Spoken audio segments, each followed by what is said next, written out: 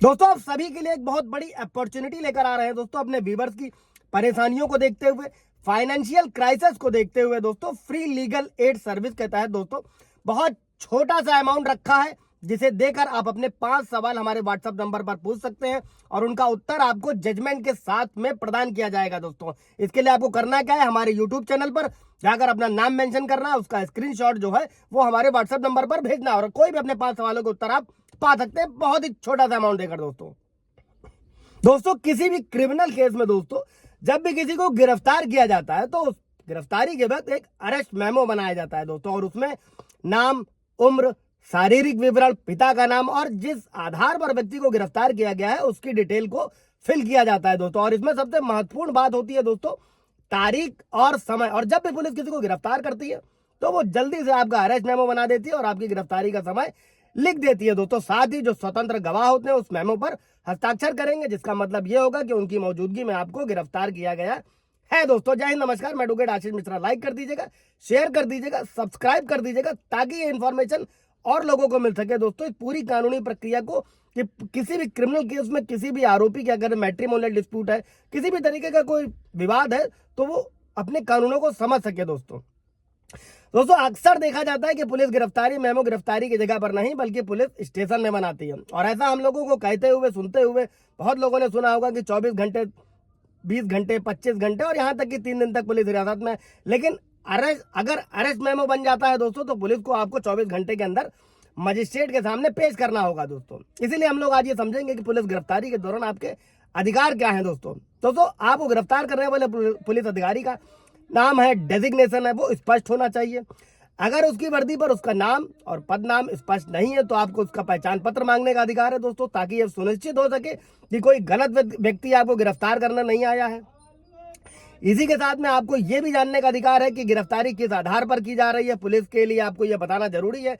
दोस्तों भारतीय संविधान के अनुच्छेद 22 में 22 में यह स्पष्ट रूप से कहा गया है कि गिरफ्तारी का कारण बताना जरूरी है और बिना किसी वैध कारण के आपको गिरफ्तार नहीं किया जा सकता। और इस पर माननीय सुप्रीम कोर्ट और भारतीय कानून कहता है कि अगर आपको गिरफ्तार किया गया तो पुलिस अधिकारियों का ये कर्तव्य है कि वो आपके दोस्तों या रिश्तेदारों को सूचित करें। आपके परिवार या दोस्तों को सूचित किए बिना पुलिस आपको गिरफ्तार नहीं कर सकती। सुप्रीम कोर्ट का भी जजमेंट है, अगर गिरफ्तारी अवैध होती है यानी कि गिरफ्तारी का कारण नहीं बताया जाता है, अरेस्ट मेमो नहीं बनाया जाता है, तो ऐसी गिरफ्तारी अवैध हो जाती है। दोस्तों उस पर पूरा जजमेंट है, अब ब्रीफ वीडियो आप जाकर देख सकते हैं दोस्तों।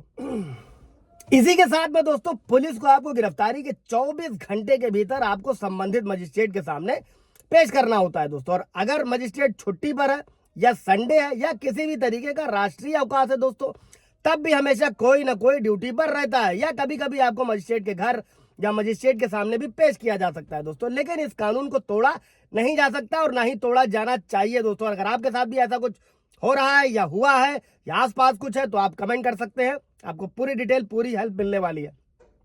और दोस्तों मजिस्ट्रेट के पास क्या है, 3 तरीके की शक्तियां होती है। अगर मजिस्ट्रेट चाहे तो आपकी जमानत को जारी कर सकता है, मतलब जमानत दे सकता है। अगर मजिस्ट्रेट को लगता है कि पुलिस को जांच करने की जरूरत है तो वो आपको पुलिस हिरासत में भेज सकता है, यानी कि पुलिस कस्टडी में भेज सकता है। दोस्तों पुलिस कस्टडी और जुडिशियल कस्टडी ये दोनों अलग अलग होते हैं। अगर इसके बारे में आप जानना चाहते हैं तो डिस्क्रिप्शन में होगा या फिर आप जाकर पुराना वीडियो देख सकते हैं, वहां पर डिटेल में दिया हुआ है दोस्तों। और अगर मजिस्ट्रेट को लगता है कि पुलिस ने जांच पूरी कर ली है और अब कोई प्रावधान नहीं बचा है तो वो जमानत अगर नहीं देना चाहता है तो आपको जुडिशियल कस्टडी यानी कि न्यायिक हिरासत में भेज सकता है, जेल भेज सकता है दोस्तों। और अगर आपको लगता है कि पुलिस ने आपको पीटा है, ऐसा कुछ हुआ है, तो आप मेडिकल चेकअप की मांग कर सकते हैं। कानून भी कहता है कि हर 48 घंटे में मेडिकल चेकअप करवाना चाहिए, क्योंकि जमानत अर्जी पर सुनवाई के दौरान जो मेडिकल कारण भी जमानत देने का एक कारण हो सकता है दोस्तों। और अगर आपको गिरफ्तार किया गया तो आपको अधिकार है, और वास्तव में भारतीय संविधान भी आपको यह अधिकार देता है दोस्तों कि आप पुलिस से अपने वकील की मांग कर सकते हैं। नए कानून में भारतीय नागरिक सुरक्षा संहिता की धारा 35 में यह पूरी व्यवस्था है कि गिरफ्तारी के दौरान अपने पसंद से मिलने का अधिकार होगा, बशर्ते कि संपूर्ण पूछताछ के दौरान नहीं दोस्तों। और अपने वकील से मिलना, परामर्श लेना ये आपका मूल अधिकार, जिसे पुलिस आपसे नहीं छीन सकती है। इसीलिए अगर आपको पुलिस को अपना बयान देना है तो उससे पहले आप अपने वकील से सलाह ले सकते हैं। महिलाओं के अधिकार भी स्पष्ट करे गए हैं दोस्तों कानूनों में कि सूर्यास्त के बाद और सूर्यास्त से पहले किसी भी महिला को गिरफ्तार नहीं किया जा सकता है। अगर फिर भी ऐसी स्थिति आती है दोस्तों जहां पर जिसके कारण महिला को गिरफ्तार करना पड़ता है तो मजिस्ट्रेट से अनुमति लेनी पड़ती है, लेडीज कांस्टेबल पुलिस के साथ में। कोई सवाल होगा आपका तो कमेंट में पूछेगा दोस्तों। Thank you.